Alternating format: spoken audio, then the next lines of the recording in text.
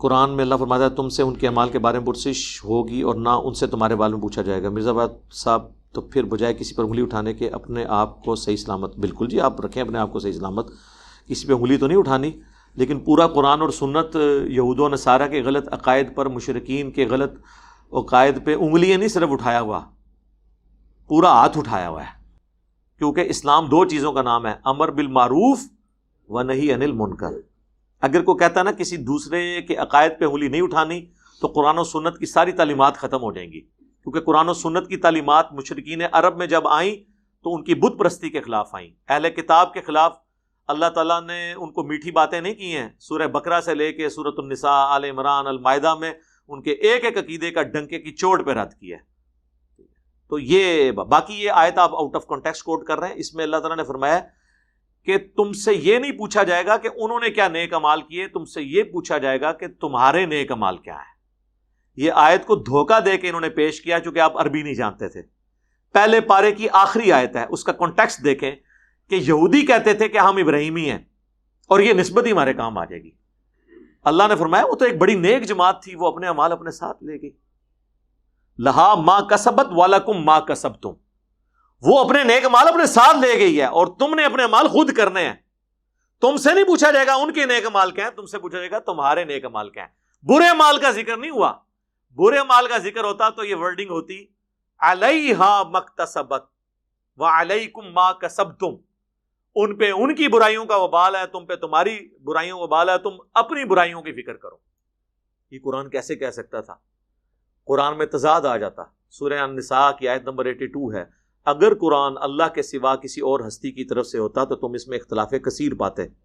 قرآن میں تو اختلاف ہے نہیں۔ قرآن جب حضرت یوسف کے بھائیوں کی غلطی خود بیان کر رہا ہے تو قرآن کسی کو کیسے کہہ سکتا تھا کہ جو مر چکا وہ اپنے اعمال ساتھ لے کے تم اپنے اعمال کی فکر کرو؟ وہ نیک اعمال کی ہے، برے اعمال ڈسکس ہوں گے۔ حضرت یوسف کے بھائی صحابہ تھے، اپنے باپ کے بھی صحابی، اپنے بھائی کے بھی صحابی۔ آج تک مثال دی جاتی ہے برادران یوسف، سورہ یوسف کی تلاوت آج تک ہوتی ہے، تو کوئی گستاخی نہیں ہوتی۔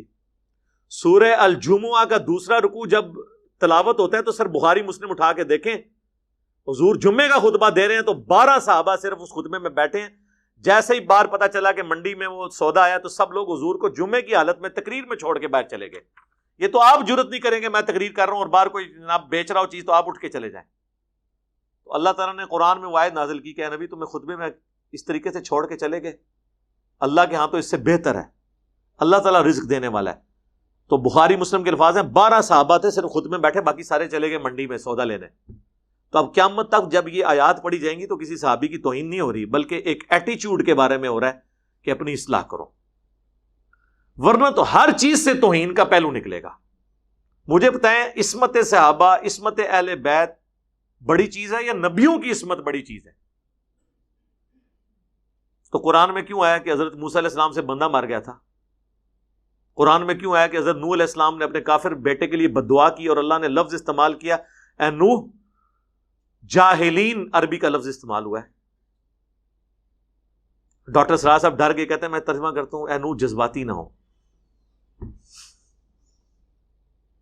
اس کے آگے پھر انہوں نے توبہ کی۔ نبی علیہ السلام کے بارے میں بھی آئی ہیں، سورۃ الانفال میں غزوہ بدر کے قیدی چھوڑ دیے تھے۔ تو اس طریقے سے انبیاء کرام کی جو لغزشیں رپورٹ ہوئیں یا کسی اور کی لغزشیں وہ لرن کرنے کے لیے ہوتی ہیں۔